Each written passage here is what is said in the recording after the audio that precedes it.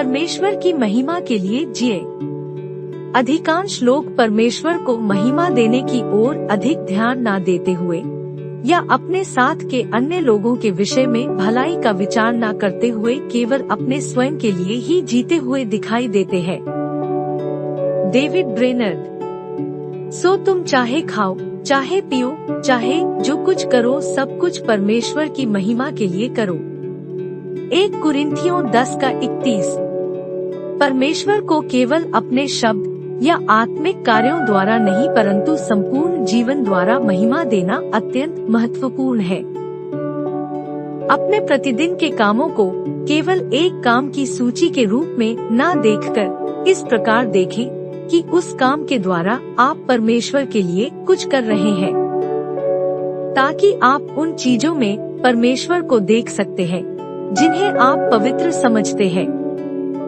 हमारा संपूर्ण जीवन पवित्र है यदि हम उसे परमेश्वर के लिए जीते हैं। कुलुस्सियों 3:23 हमें सिखाता है कि हम जो कुछ भी करते हैं उसे तन मन से करना चाहिए, यह समझकर कि मनुष्यों के लिए नहीं परंतु प्रभु के लिए करते हो। परमेश्वर हमें जीवन के सामान्य प्रतिदिन के कामों के अलावा आत्मिक काम जैसे कि प्रार्थना करना, पवित्र शास्त्र अध्ययन करना तथा अच्छे व भले काम करना भी सौंपता है।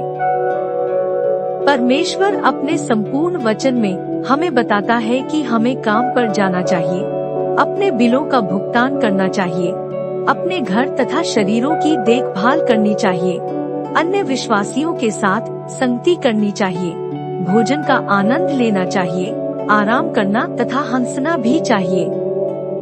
जब हम उन सभी कार्यों को उस दृष्टिकोण से देखते हैं जैसे कि उसे परमेश्वर के लिए तथा उसकी महिमा के लिए कर रहे हैं, तब जीवन सरल बन जाता है। फिर हम इन कामों को करने में उलझ नहीं जाते परंतु केवल वही बन जाते हैं जिसके लिए परमेश्वर ने हमें बनाया है। धार्मिकता से संसारिकता को अलग करने से हम विभाजित जीवन जीते हैं, जहाँ पर हम जीवन की व्यर्थ बातों में से शीघ्रता से होकर निकलते हैं ताकि हम उन आत्मिक बातों को कर सके जिससे हम सोचते हैं कि परमेश्वर प्रसन्न होगा। हम निरंतर प्रार्थना कैसे कर सकते हैं जब तक हमें यह एहसास नहीं होता कि परमेश्वर के लिए समर्पित जीवन ही प्रार्थना बन जाता है। जीवित मध्यस्थ का एक प्रकार। यदि मैं परमेश्वर की महिमा के लिए सुंदर दिखना चाहती हूँ, तब मेरा व्यायाम, बाल बनाना तथा पहनावा जो आँखों को प्रसन्न करने वाला है वह एक पवित्र बात बन जाती है। यदि मेरा उद्देश्य व्यर्थता है उसे करने के पीछे मेरा उद्देश्य केवल मेरे स्वार्थ के लिए और उसके द्वारा लाभ प्राप्त करने के लिए है, तब मेरे कार्य पवित्र नहीं है। पवित्र बातें वह होती है जो परमेश्वर को समर्पित होती है। यदि मैं परमेश्वर को समर्पित हूँ, यदि मैंने अपना जीवन उसे दिया है, मेरा प्रत्येक कार्य तथा क्षमता और मेरा धन व संपत्ति, तो क्या यह सच नहीं कि मेरा संपूर्ण जीवन तथा मेरी सब वस्तुएं पवित्र है? वह प्रत्येक बात जो हम परमेश्वर के लिए करते हैं वह पवित्र है। क्या आप जानते हैं कि परमेश्वर अपने बच्चों को संत कहकर बुलाता है? इसका अर्थ यह नहीं कि हमारा संपूर्ण व्यवहार पवित्र माना जाए और यह कि हम कभी कोई गलती नहीं करते हैं, परंतु परमेश्वर हमें यीशु मसीह के बलिदान तथा लहू के द्वारा देखता है।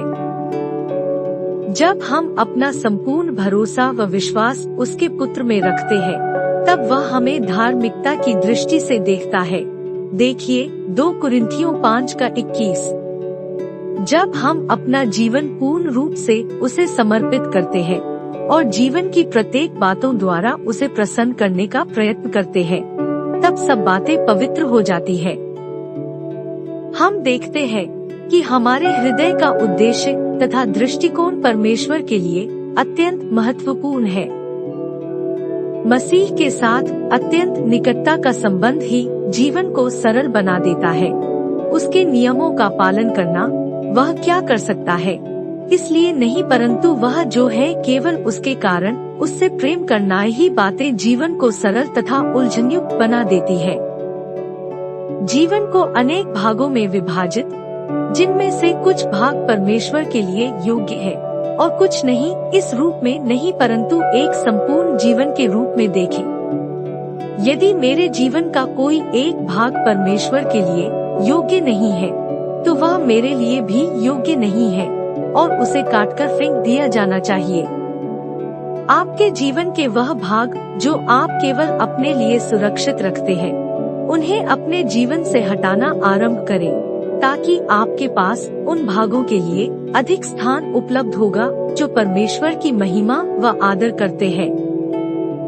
उन्हें बढ़ने दो, अधिक समृद्ध होने दें और देखें कि जीवन कितना आसान व सरल बन जाता है। कल की